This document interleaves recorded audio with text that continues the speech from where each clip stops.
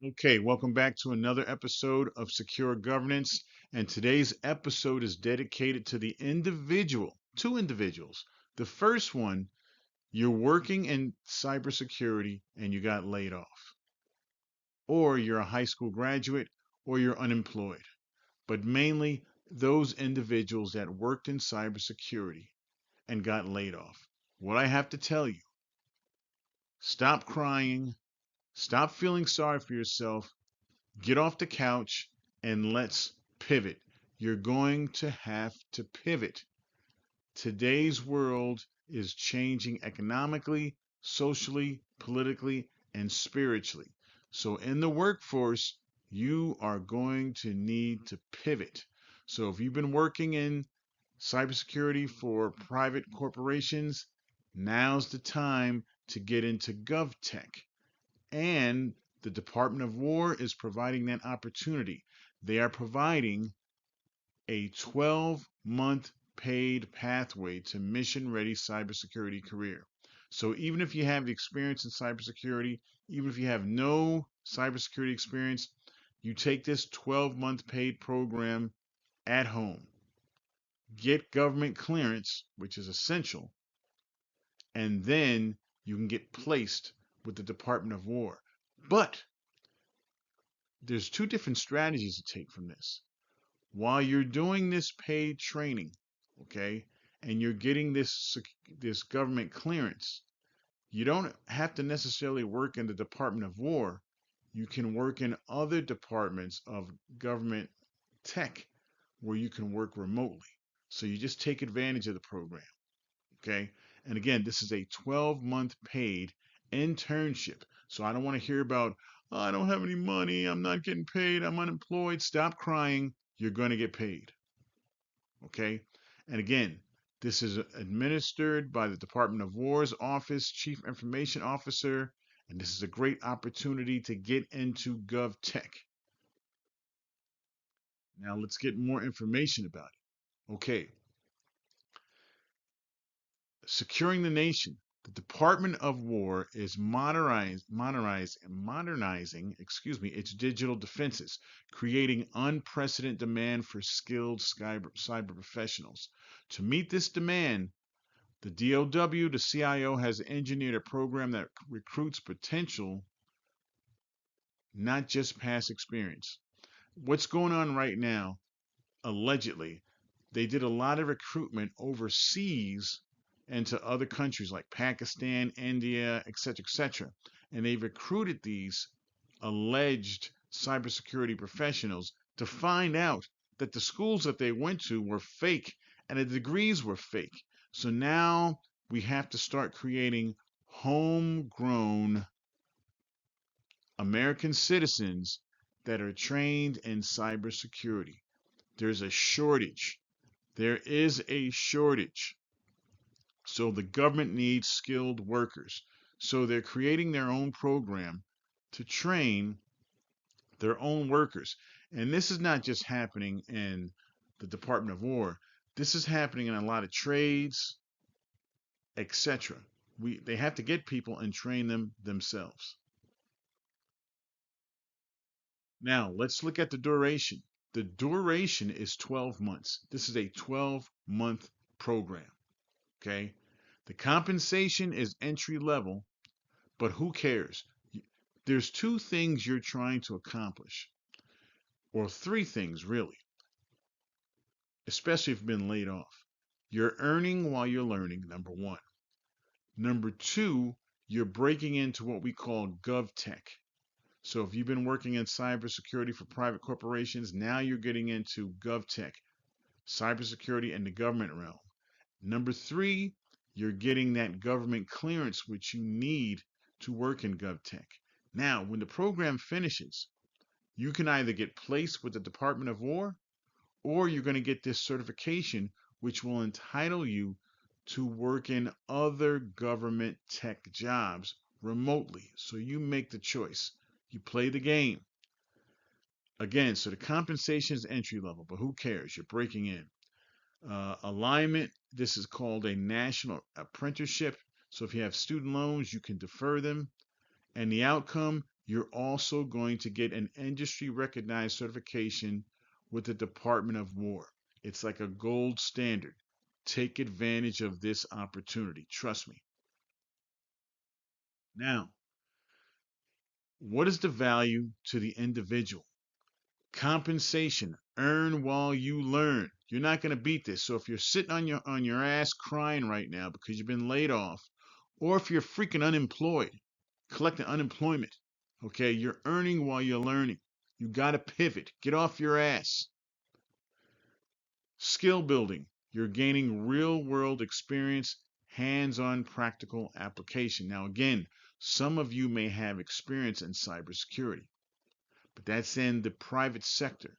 Now you're coming into the government sector, and they have jobs for people that have college degrees. There's two paths. There's actually two paths. There's the no experience, no education path, and then there's the path for individuals with college degrees in the field or certifications like secure. If you already have a Security Plus degree, certification, excuse me, you can go that route. But again, you're getting skill building, real world experience. Also, in this program, support, you receive mentorship and guidance, one-on-one veteran pairing. So when you join the program and you're doing your training for 12 months, they're going to pair you up with a mentor. So you log on, you do the training, and you have a mentor that's going to also train you and guide you through the process. You cannot beat this. When I was getting my Security Plus, I didn't have any one-on-one mentoring. I didn't have that. So you can't beat this. And the outcome, you earn credentials and advanced career full-time employment potential. That thing is to get into government, GovTech, you need government clearance. And this government clearance can follow you with other government jobs. So while you're learning and you're earning and you're getting that one-on-one mentoring, the most important thing, you're getting that government clearance. That government clearance is good for all type of government jobs, and you're getting a premier certification from the Department of War. You can't beat it. Now, what's the value to the Department of War? They're filling cyber talent gaps. There's not enough individuals. Again, they would normally recruit from these foreign countries, and I'm just going to use India and Pakistan, but they come to find out that their degrees and certifications are fake. They paid for their fake degrees. So now they have to focus on getting homegrown talent. This increases productivity, faster ramp up time via role specific development, customized training, apprentice learn skills directly relevant to Department of War systems. So you're being trained exclusively on Department of War systems, and it increases employee retention, high long-term commitment. Okay, so everybody's benefiting here. Now, let's talk about barriers. You have to be a United States citizen. You have to be age 18. You have to have the ability to obtain and maintain a government security clearance. Unfortunately, you can't be a criminal, can't be a killer, can't be a drug dealer, you can't be a terrorist, um, you can't be anything that's a threat to national security. But again, still apply. There might be some scenarios where they may overlook. That's why they have the government security clearance. There might be some hurdles that you can overcome. It depends. But you got to be able to pass government clearance, and you have to be able to work full time, 40-hour a week commitment. Everyone works 40 hours or more, and include overtime. In GovTech, there's overtime. So your base salary is going to increase with overtime because there's a shortage. Now, what's not required, no prior cybersecurity experience or knowledge. You don't have to have any. That's the best way to train someone in cybersecurity when they don't have any knowledge. Those of us that do could be a problem. But you have two paths, no experience and experience. If you have experience and you have certification or certified education, bachelor's and master's in certain computer science field, cybersecurity fields, then you have a different path. But you're still going to go through this. You don't need any advanced degrees, and you don't have to be in active military to work for the Department of War. Okay? Now, this is the personnel profile. Okay? This is what you need. Evaluating aptitude over existing technical knowledge. So, the Department of War is not looking for your technical knowledge, they're looking for your critical thinking. Can you critically think? Can you put together 1 + 1 = 2? Okay. So problem solving capability. Okay. Curiosity and eagerness, operational flexibility, and mission commitment. Problem solving. High analytical aptitude and readiness to untangle complex issues. Can you critically think? Can you problem solve? Okay. Can you problem solve? Most of us can problem solve. Okay. Very simple. If you have a weight problem, how do you lose the weight? Stop eating. Critical thinking. Curiosity and eagerness, willingness to ask questions and learn dense material quickly. Operational flexibility, mobile and adaptable to a variety of different work experiences and agencies' needs. Strong work ethic. You can't be late. In your other jobs, you could be late. You can't be late in the Department of War. Understand what goes on in the Department of War. Right now, we're fighting with Iraq.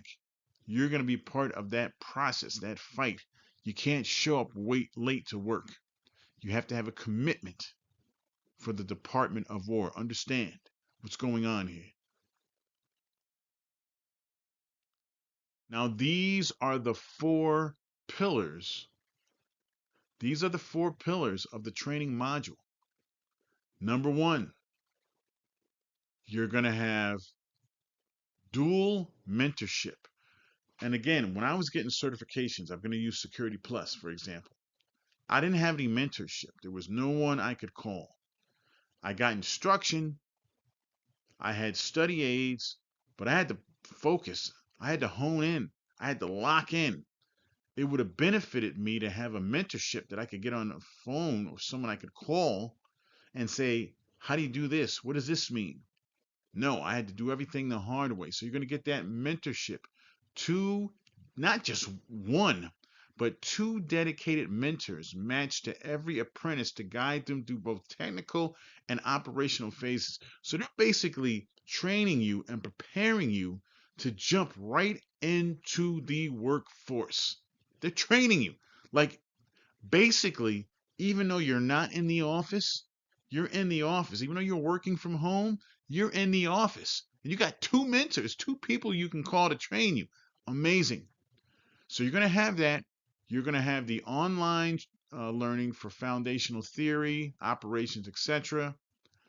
You're also going to have on-the-job training, in-person agency training. Okay, you're going to have that. And then you're going to have interactive labs. It's a likelihood that the on-job training will probably be near some Department of War facility near you. Okay, initially, but this is a great opportunity.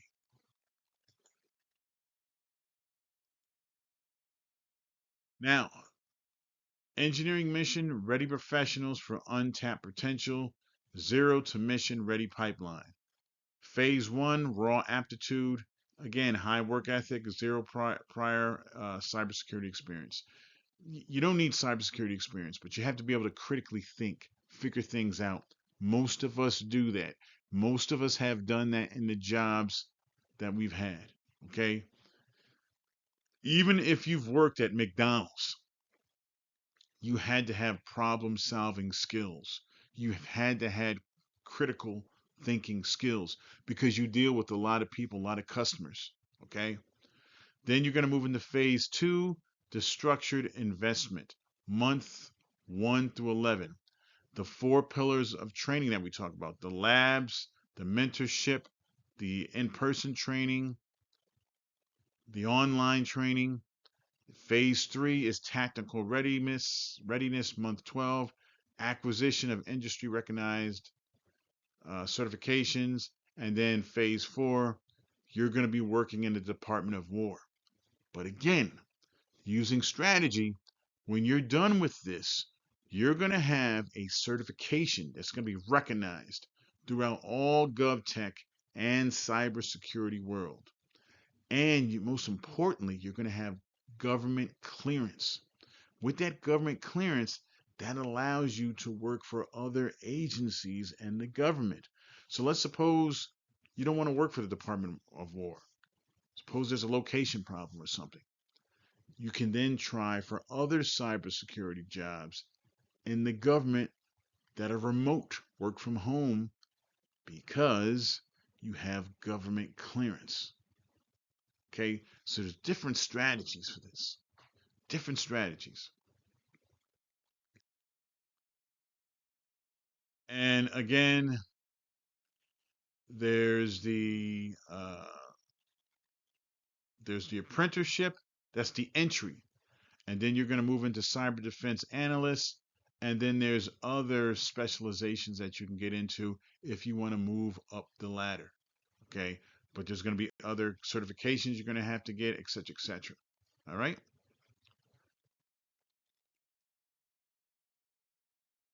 And what is the process? So the process is step 1, create a USA Jobs account and prepare a federal style resume, max 2 pages. Okay. So you're going to set up an account and you're going to have to submit a resume. Doesn't matter your work experience because there's no work experience required.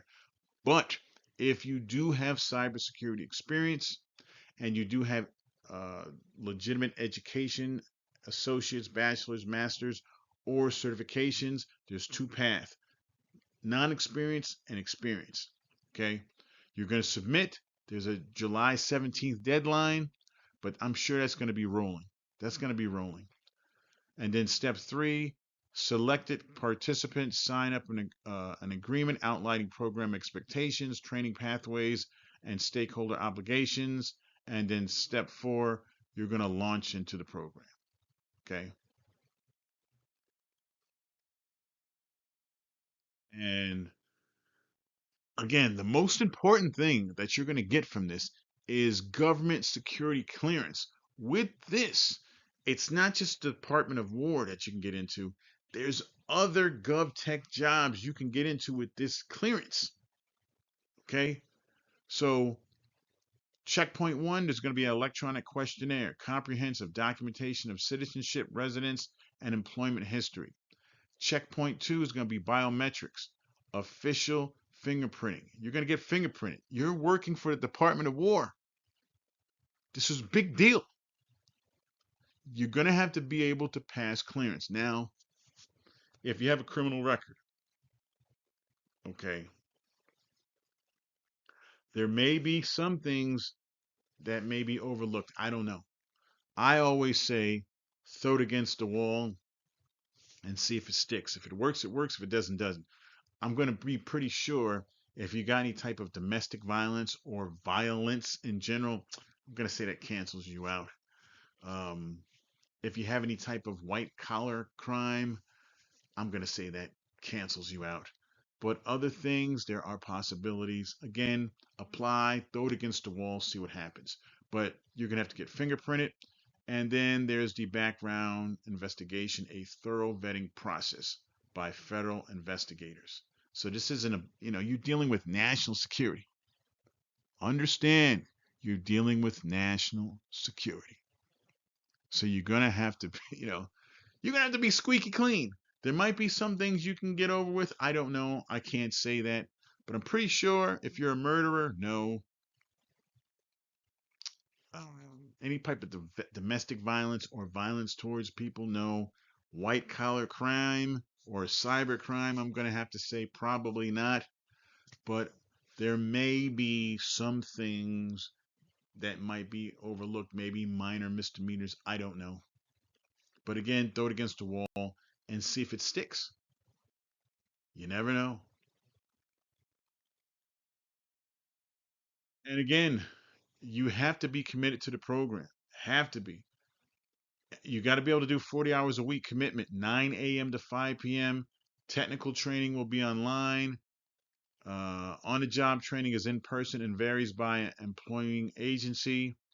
Secondary jobs permitted outside of duty hours. Okay, so this is a commitment, 9 to 5. So if you got kids, for 12 months, I don't know what to tell you. You're going to have to soldier up. This is an opportunity. You got to be available. Student constraints. Federal scholarship program participants are ineligible. So if you're on a federal scholarship, students may participate only if class schedules do not conflict with the 40-hour requirement. You got to be here. Got to be here.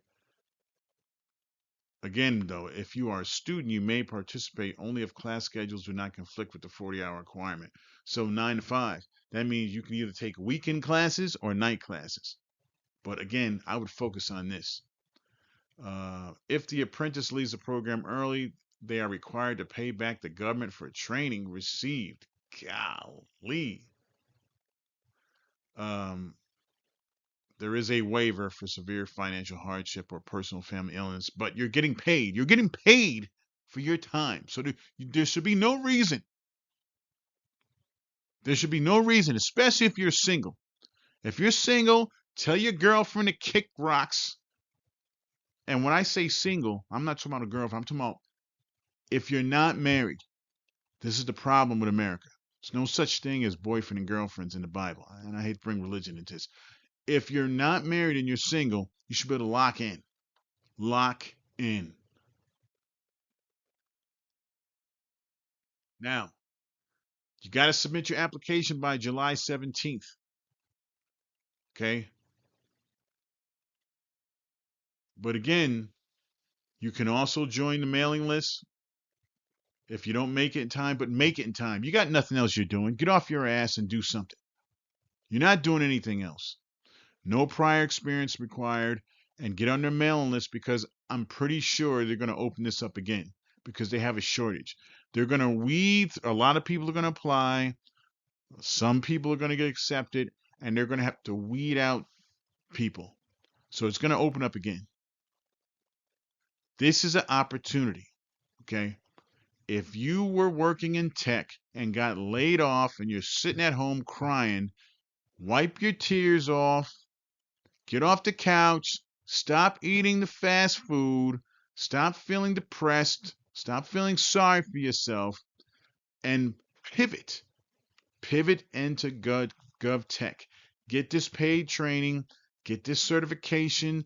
And get government clearance. And again, once you get that government clearance, you can continue that path in the Department of War, or you can transition into other government cybersecurity jobs.